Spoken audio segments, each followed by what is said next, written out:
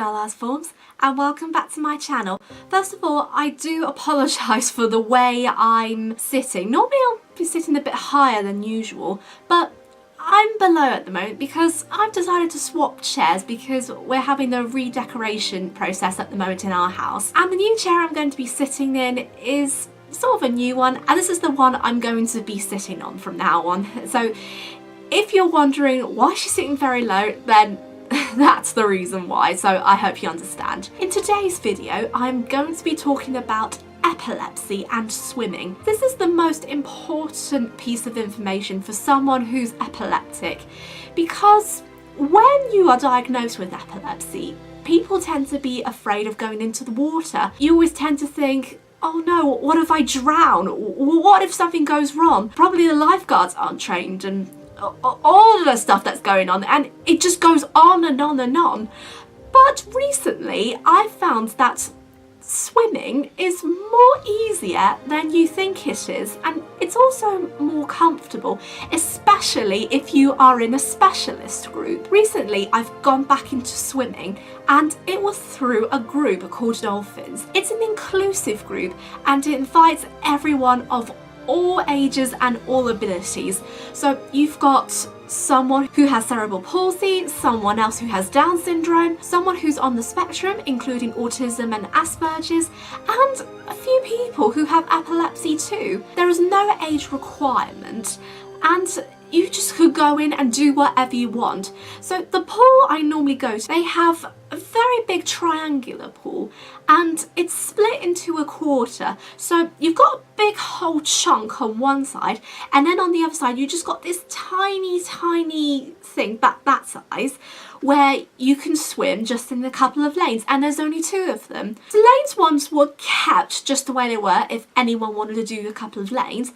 But then the big rectangular part on the other side, that is only for people who just want to play and just do their own thing, really, because they don't have to do swimming laps. They can just like play, they can learn how to kick and swim with floats, or they can just interact and socialise with every single member. And that's the really big beauty of it, because not everybody has to be pressured to do something if they don't want to, and in their own time they can just swim for how much they want to, and then when they're ready they can just come out and socialise, and then once they're ready to get back into the water they can just continue. Like I said before, this was the very first time I've been in the water since my epilepsy diagnosis, but I have been in the swimming pool before earlier this year, but this was the very first time that I swam with a lifeguard, or in this case 3 lifeguards. And how the process worked was really interesting. I walked out of the changing rooms and into the pool, where I was greeted by 3 main helpers who run the place, so organisers, and they welcomed me and they said, hello, how are you new here? And I went, yep, I'm new, and I'm really looking forward to enjoying it. And I thought they were actually lifeguards because on the t-shirts they said helper or helpers, and to my mind I thought they were not just only to help you, but they were also trained lifeguards as well. So I told them about my epilepsy and they said, don't worry, everything's going to be fine. And they reassured me that they're fully trained, the lifeguards were fully trained as well, and they can keep a close eye on me whilst I'm swimming. And while I was swimming and interacting, they would talk to me. So if I'd done something wrong, like bump into people, then they'll try different methods just so everyone feels safe and secure. And this is a recent example that I had. I was swimming in a lane and accidentally I bumped into a person who really didn't expect me to be there. And for a lane, in my mind, I imagined that you have to swim one side of the lane and then on the other.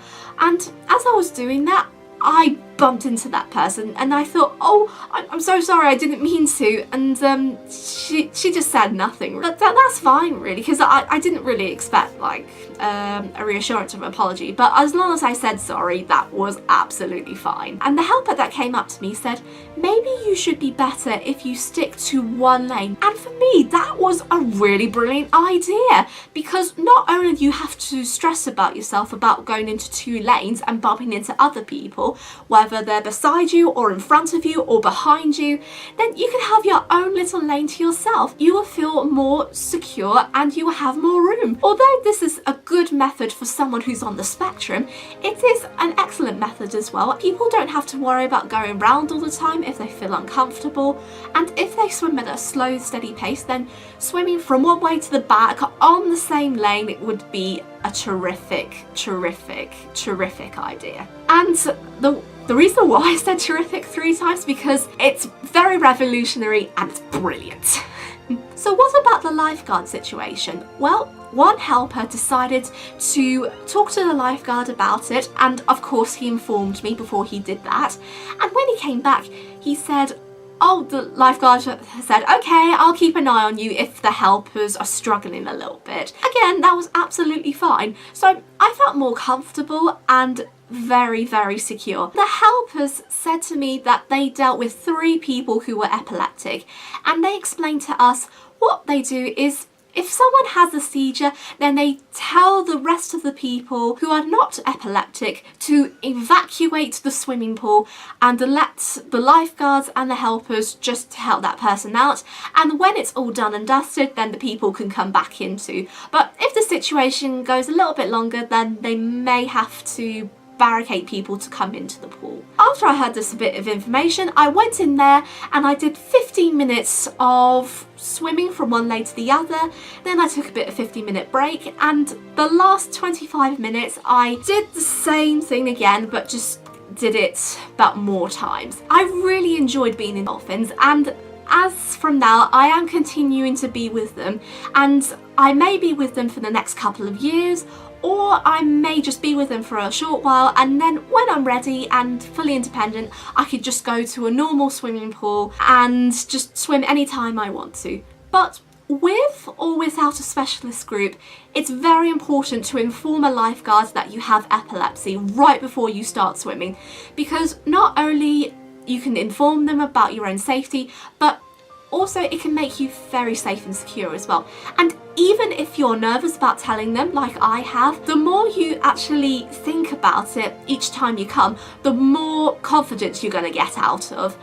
And for me, first time, I just think, ugh. But it was dealt with very well, and luckily I didn't have an epileptic fit the first day. Oh, thank goodness for that. And with that, I'm going to leave this video here because I've been called for dinner and I'm taking this video quite a lot of talking about.